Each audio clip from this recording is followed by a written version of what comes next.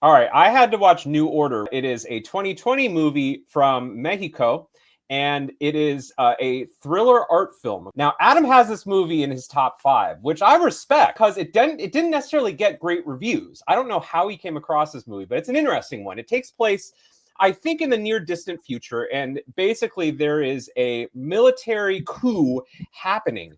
But the first part of the movie isn't really focused on the coup. The coup is in the background. It's more about this wedding that takes place with these upper crust, basically bourgeoisie aristocrats, where they're trying to do this wedding in spite of the fact that green paint is getting thrown at people, and you can hear in the distance sounds of gunfire and crazy shit. The wedding goes totally awry, and there's bodies, lots of violence, and the military starts taking over. They take the bride hostage, basically, and it's not like the military is fighting on behalf of their aristocracy or the working class. They're just kind of there as this third-party bullshit, okay? Interesting movie. I got some real vibes of Pasolini in his Salò or 120 Days of Sodom, because there's some scenes where they shower down people naked, and it's very Pasolini-esque. This movie, it kind of starts out as like almost not a rom-com, but it felt like Monsoon Wedding or something. It felt like a big wedding movie.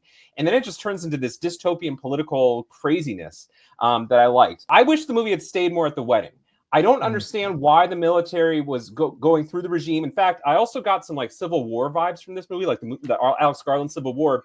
But it had the same problem, which is that in that movie, it wasn't really explained why there was this big revolution happening. And I think the director in this movie does the same thing. He doesn't really underscore why this revolution's happening. I want to know more about it, or I wanted to stick more with the characters that I knew, which were the characters from the wedding. So awesome first 30 minutes.